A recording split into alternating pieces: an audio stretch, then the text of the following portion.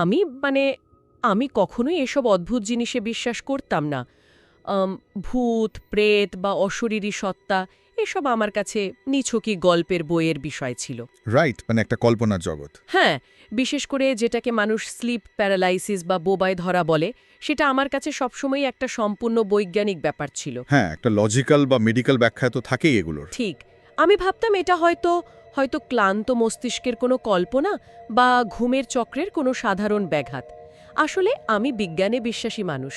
রাতের পর রাত আমি শান্তিতে ঘুমিয়েছি এই ভেবে যে আমার শোবার ঘর পৃথিবীর সবচেয়ে নিরাপদ জায়গা। নিজের ঘরের চার দেওয়াল তো নিরাপদ মনে হবেই সবার আগে। হ্যাঁ, অন্তত আমার নিজের ঘরে চার দেওয়ালের ভেতর আমার নিজের তৈরি করা ওই নিরাপত্তার চাদরে অজানা কিছু ঘটার কোনো সম্ভাবনাই নেই বলে আমি মানতাম।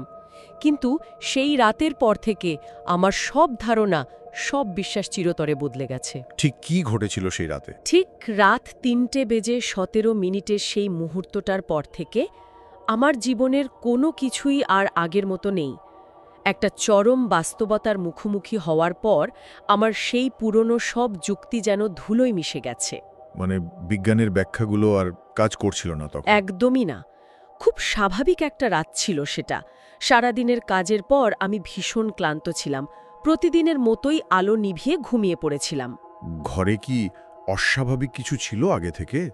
না, আমার স্পষ্ট মনে আছে ঘরের ভেতর কোনো অস্বাভাবিকতা ছিল না। কিন্তু হঠাৎ করেই আমার ঘুমটা ভেঙে গেল। কোনো দুঃস্বপ্ন দেখে নয় বা বাইরে থেকে আসা কোনো শব্দ শুনেও নয়। শুধু হঠাৎ করে? হ্যাঁ, শুধু হঠাৎ করে চোখ দুটো খুলে গেল। ঘরের ভেতর তখন ঘুটঘুটে অন্ধকার। আমি আবার ঘুমানোর জন্য পাশ ফেরার চেষ্টা করলাম, কিন্তু আমি দেখলাম আমার শরীরটা একটুও নড়ছে না। একটুও না? না, প্রথম কয়েক সেকেন্ড আমি বুঝতে পারলাম না কি হচ্ছে। আমি আমার হাত তোলার চেষ্টা করলাম, পারলাম না। পা নাড়ানোর চেষ্টা করলাম, সেটাও হলো না। আমি বুঝতে পারলাম আমার মস্তিষ্ক সম্পূর্ণ সজাগ। কিন্তু শরীর রেসপন্স করছে না? ঠিক, আমি সবকিছু পরিষ্কার বুঝতে পারছি, কিন্তু আমার নিজের শরীরের উপর আমার কোনো নিয়ন্ত্রণ নেই। আমি যেন একটা পাথরের মূর্তির ভেতরে আটকা পড়ে গেছি। একটা আঙ্গুল পর্যন্ত নাড়াতে পারছিলাম না। এটা তো মারাত্মক একটা অসহায় অবস্থা। আমার মনে হলো কাউকে ডাকি। আমি কথা বলার চেষ্টা করলাম, কিন্তু আমার গলা দিয়ে কোনো শব্দ বের হলো না।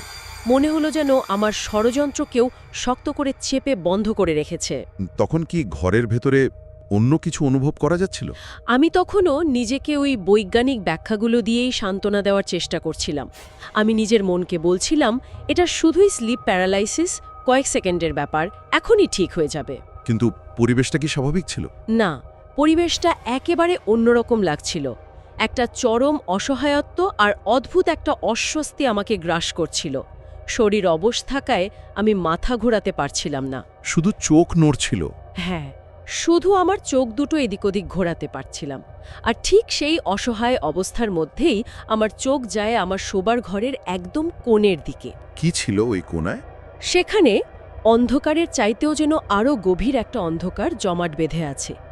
আমার ঘরের ওই কোণটাতে কোনো আসবাবপত্র নেই, আলনা নেই, কিছুই থাকার কথা নয়। কিন্তু আমি স্পষ্ট দেখলাম সেখানে একটা খুব লম্বা ছায়া মূর্তি দাঁড়িয়ে আছে। লম্বা ছায়া মূর্তি?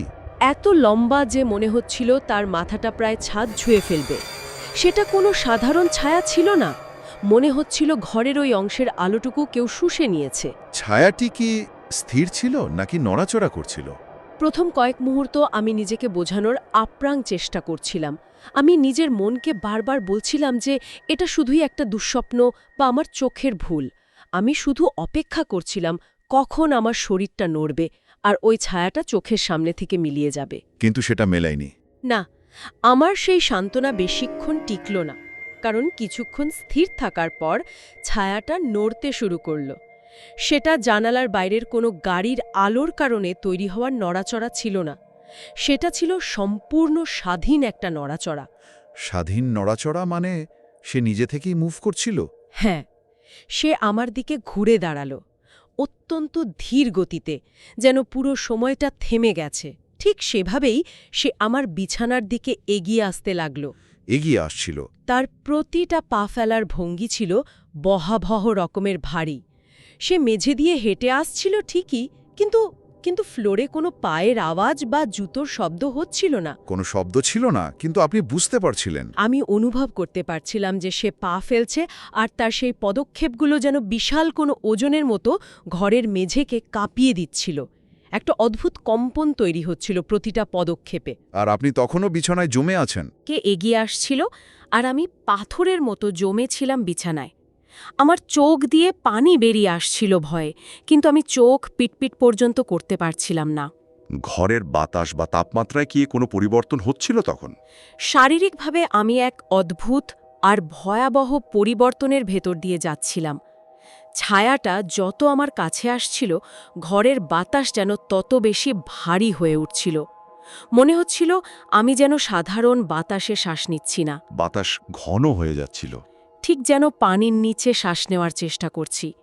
আমার বুকের ওপর চাপটা যেন প্রতি মুহূর্তে আরও বেড়ে যাচ্ছিল। আমার ফুসফুস পর্যাপ্ত অক্সিজেন পাচ্ছিল না। আমার মনে হচ্ছিল কেউ যেন একটা বিশাল পাথরের স্ল্যাব আমার বুকের ওপর বসিয়ে দিয়েছে। দম বন্ধ করা একটা অবস্থা। আর সেই দমবন্ধ করা ভারী পরিবেশের মধ্যেই সেই দীর্ঘকায় ছায়ামূর্তিটা আস্তে আস্তে আমার বিছানার একেবারে কাছে এসে পৌঁছালো। একেবারে বিছানার পাশে। হ্যাঁ, ছায়াটা ঠিক আমার বিছানার পাশে এসে থেমে গেল। আমি চোখ বড় বড় করে তাকানোর চেষ্টা করলাম। তার আউটলাইন বা বাইরের আকারটা আমি স্পষ্ট বুঝতে পারছিলাম। সে একজন সাধারণ মানুষের চেয়ে অনেক বেশি লম্বার চওড়া। মানে তার কোনো মুখমণ্ডল কি বোঝা যাচ্ছিল? না, তার কোনো মুখ ছিল না। তার কোনো চোখ, মুখ, নাক কিচ্ছু নেই। শুধুই এক নিরেট জমাট বাঁধা অন্ধকার। একটা ভয়ঙ্কর শূন্যতা যেন আমার দিকে তাকিয়ে আছে। তারপর কি হলো? এরপর সেই মুখহীন মাথাটা ধীরে ধীরে নিচু হতে শুরু করল। সে আস্তে আস্তে আমার দিকে ঝুঁকে পড়ল। আপনার দিকে ঝুঁকে পড়ল? এত কাছাকাছি চলে এলো যে আমি যেন তার উপস্থিতির ঠান্ডা ভাবটা আমার ত্বকে অনুভব করতে পারছিলাম। মনে হচ্ছিল সে যেন আমার শ্বাস-প্রশ্বাসের শব্দ খুব মনোযোগ দিয়ে শোনার চেষ্টা করছে। আমার বুকের ওঠানামা, হৃদস্পন্দনের দ্রুত শব্দ সবকিছু সে খুব কাছ থেকে পর্যবেক্ষণ করছিল। তখন কি চিৎকার করার বা পালানোর কোনো চেষ্টা করা হয়েছিল? আমি আমার ভেতরে থাকা শেষ বিন্দু শক্তি দিয়ে চিৎকার করার চেষ্টা করেছিলাম। আমার মনে হচ্ছিল আমার গলার শিরাগুলো ছিঁড়ে যাবে, ফুসফুস ফেটে যাবে। আমি একটা বিকট শব্দ করেই নীরবতাটা ভাঙতে চেয়েছিলাম। কেউ যাতে অন্তত শুনতে পায়। হ্যাঁ, আমি চেয়েছিলাম অন্তত অন্য ঘরের কেউ আমার আওয়াজ শুনে ছুটে আসুক, কিন্তু বাস্তবে একটা ফিসফিস শব্দও আমার গলা দিয়ে বের হয়নি। আমার চিৎকারটা শুধু আমার নিজের মাথার ভেতরেই প্রতিধ্বনিত হচ্ছিল। বাইরে একটা পিন পড়ার শব্দও ছিল না। একদম স্তব্ধ একটা পরিবেশ। আমি শুধু অসহায়ভাবে সেই মুখহীন অন্ধকারের দিকে তাকিয়েছিলাম। আর ঠিক যখন আমার মনে হলো যে এই দমবন্ধ করা অবস্থাটা হয়তো কেটে যাচ্ছে, আমি হয়তো আবার একটু নড়াচড়া করতে পারবো, শরীরের ওপর আমার নিয়ন্ত্রণ হয়তো ফিরে আসছে, প্যারালাইসিসটা কাটছিল তখন। ঠিক সেই মুহূর্তের আগ মুহূর্তে ছায়াটা আমার একদম কানের কাছে তার মুখটা নিয়ে আসে, আর তারপর একটা ফিসফিস শব্দ আমার কানে ভেসে আসে। কি বলেছিল সে? অত্যন্ত শান্ত কিন্তু হাড় হিম করা একটা স্বরে ছায়াটা আমার ঠিক ডান কানের কাছে ফিসফিস করে বলে উঠল, আমি প্রতিদিন রাতে এখানেই ছিলাম। আমি প্রতিদিন রাতে এখানেই ছিলাম। এটা তো ভয়ঙ্কর একটা কথা। সকাল হওয়ার পর এই ঘটনার কোনো প্রমাণ বা ব্যাখ্যা পাওয়া গিয়েছিল কিনা? রাতের ওই ভয়াবহ অভিজ্ঞতার পর সকালের আলো যখন আমার ঘরে ঢুকল, আমি দেখলাম আমি ঘামে ভিজে আছি।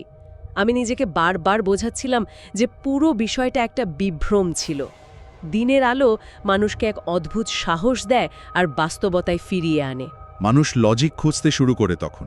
আমি নিজেকে সান্ত্বনা দিলাম এই বলে যে আমি চরম মাত্রার একটা স্লিপ প্যারালাইসিসের শিকার হয়েছিলাম, আর ওই ফিসফিস শব্দটা ছিল অডিটরি হ্যালুসিনেশন। কিন্তু মনের এক কোণে একটা ভয় খচখচ করছিল।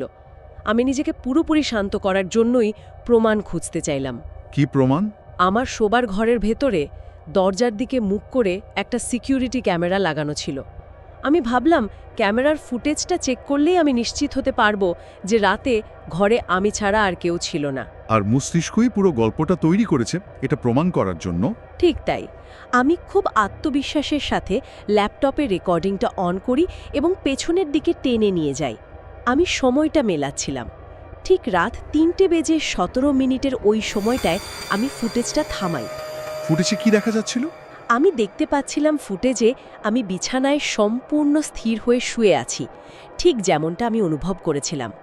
আমি আমার ঘরের কোণে ওই ছায়ামূর্তিটা খুঁজছিলাম, কিন্তু ফুটেজে বিছানার পাশে বা ঘরের কোণে কোনো ছায়া ছিল না। ঘরটা একেবারেই ফাঁকা দেখাচ্ছিল। তার মানে পুরোটাই হ্যালোসিনেশন ছিল। প্রথমে আমি একটা স্বস্তির নিঃশ্বাস ফেলি, কিন্তু পরের সেকেন্ডে যা দেখলাম তা আমাকে চিরজীবনের জন্য স্তব্ধ করে দিয়েছে। কি দেখলেন? ঠিক 3:17 আমার শোবার ঘরে যে দরজাটা আমি ভেতর থেকে আটকে ঘুমিয়েছিলাম, সেই বন্ধ দরজাটা একা একাই খুব ধীরগতিতে খুলে যাচ্ছে। দরজার ওপাশে কেউ নেই, কোনো বাতাস নেই, কিন্তু দরজার হ্যান্ডেলটা নিজে থেকে নিচে নামল, ঘুরল এবং দরজাটা একটা অন্ধকার ফাঁকা করিডোরের দিকে ধীরে ধীরে সম্পূর্ণ খুলে গেল। ঠিক ওই 3:17 হ্যাঁ, ঠিক সেই মুহূর্তে যখন আমি বিছানায় প্যারালাইজড হয়েছিলাম আর অনুভব করছিলাম যে কেউ একজন আমার দিকে এগিয়ে আসছে। ওই ফুটেজটা দেখার পর থেকে আমার রাতের ঘুম চিরতরে হারাম হয়ে গেছে।